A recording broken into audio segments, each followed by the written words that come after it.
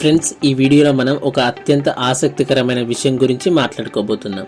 అదే శ్రీకృష్ణుడి మరణం గురించి. ఆ భగవాన్ కృష్ణుడు ద్వాపర యుగంలో లీలలతో ప్రపంచాన్ని మంత్రముగ్ధం చేసిన మహాపురుషుడు. ఆయన మరణం ఎందుకు జరిగింది, ఎలా జరిగింది, దీని వెనుక ఉన్న కారణాలు, ఆధ్యాత్మిక రహస్యాలు ఏమిటో ఈ వీడియోలో వివరంగా తెలుసుకుందాం. దానికంటే ముందు మీరు మన ఛానల్ని ఫస్ట్ టైం చూస్తున్నట్లయితే సబ్స్క్రైబ్ చేసుకోండి, లైక్ చేయడం మాత్రం మర్చిపోవద్దు. శ్రీకృష్ణుడు విష్ణుమూర్తి అవతారం. ఆయన లీలలు, ఉపదేశాలు, భగవద్గీత వంటి ఎన్నో విని ఉంటాం. ఆయన మరణం కూడా దైవ సంబంధమైన అంశమే. కానీ ఆయన భౌతిక శరీరం ఎందుకు వదిలారు? దీని వెనుక ఒక గొప్ప కథ ఉంది, మరియు దీనికి మూలం మహాభారత యుద్ధం. మహాభారత యుద్ధం తర్వాత కౌరవుల తల్లి గాంధారి తన 100 మంది కుమారుల మరణానికి కారణంగా శ్రీకృష్ణుని శపించింది. ఆమె ఆవేశంతో కృష్ణుడికి శాపం ఇచ్చింది.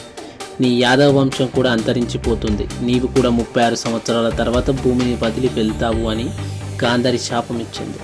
ఈ శాపం కృష్ణుడి దివ్య లీలలో ఒక భాగమని చెప్పవచ్చు. ఎందుకంటే ఆయన దైవం అయినప్పటికీ కూడా మానవ రూపంలో ధర్మాన్ని ఆచరించడానికి ఈ శాపాన్ని స్వీకరించారు. గాంధారి శాపం మాత్రమే కాదు, ద్వారకలో యాదవుల అంతర్గత వివాదాలకు కూడా శ్రీకృష్ణుడు మరణానికి ఒక కారణంగా చెప్పవచ్చు. యాదవులు కలియుగ ప్రభావంతో అహంకారం, అధర్మంలో పడిపోయారు. వారి పాపాలు, గర్వం వల్ల వారి వంశం నాశనమయ్యే సమయం ఆసన్నమైంది. భాగవతం ప్రకారం గాంధారి శాపం ఫలించే సమయం ఆసన్నమైంది. ద్వారకలో యాదవులు తమ అహంకారం, మద్యపానం, అధర్మం వల్ల స్వయంగా విధ్వంసమయ్యారు. ఒకరోజు యాదవ యువకులు ఒక ఋషిని అవమానించారు. దీనితో ఆ ఋషులు కూడా యాదవుల వంశం నాశనం అవుతుందని శాపం ఇచ్చారు. ఈ శాపం వల్ల యాదవులు ఒకరినొకరు సంహరించుకున్నారు. బలరాముడు కూడా యోగ మార్గంలో తన శరీరాన్ని వదిలారు. ఇక శ్రీకృష్ణుని మరణం గురించి చెప్పాలి అంటే, ఒకరోజు ఆయన ద్వారక సమీపంలోని ప్రభాస క్షేత్రంలో ఉన్న ఒక చెట్టు కింద వేణుగానం ఊదుతున్నాడు. ఆ సమయంలో ఒక వేటగాడు జర అనే పేరు గల వ్యక్తి శ్రీకృష్ణుడి పాదంలోని బంగారు గుర్తును జింక కన్నుగా భావించి బాణం వేశాడు. ఆ బాణం కృష్ణుడి పాదంలో తగిలింది. జర వచ్చి చూసేసరికి అది శ్రీకృష్ణుడు అని తెలుసుకొని క్షమాపణ కోరాడు. కానీ శ్రీకృష్ణుడు ఇది దైవ సంకల్పమని, జర దానికి బాధపడొద్దని చెప్పి తన దివ్య రూపంతో వైకుంఠానికి వెళ్ళిపోయారు. ఈ సంఘటనలో ఒక ఆసక్తికరమైన విషయం ఏమిటంటే, జర అనే వేటగాడు మునుపటి జన్మలో వాలి అనే రామాయణ పాత్రలో అని చెబుతుంటారు చాలామంది కూడా. శ్రీరాముడు వాలిని చెట్టు వెనుక నుండి బాణంతో సంహరించారు. అందుకే ఈ జన్మలో శ్రీకృష్ణుడు కూడా అదే వేటగాడి బాణంతో తన లీలను ముగించాలని భాగవతం చెబుతుంది.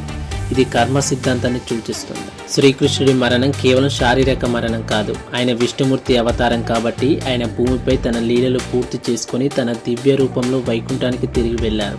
ఆయన మరణం ఒక దైవ లీల, ధర్మ స్థాపన కోసం జరిగిన సంఘటన. ఈ సంఘటన మనకు ఒక ముఖ్యమైన సందేశాన్ని ఇస్తుంది. అహంకారం, అధర్మం, గర్వం మానవ జీవితాన్ని నాశనం చేస్తాయి.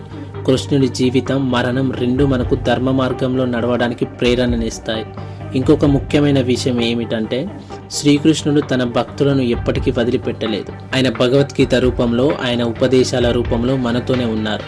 యదా యదా హి ధర్మస్య జ్ఞానిర్భవతి భారత, ధర్మం క్షీణించినప్పుడల్లా ఆయన తిరిగి వస్తారని గీతలో చెప్పారు. ఫ్రెండ్స్, శ్రీకృష్ణుడి మరణం కేవలం ఒక ముగింపు కాదు, అది ఆయన దివ్యలీలలో ఒక భాగం. ఆయన జీవితం, మరణం మనకు ధర్మం, భక్తి, కర్మ సిద్ధాంతం గురించి గొప్ప సందేశాన్ని ఇస్తాయి. ఈ వీడియో మీకు నచ్చిందా? మీ అభిప్రాయాల్ని కామెంట్స్ రూపంలో తెలియజేయండి.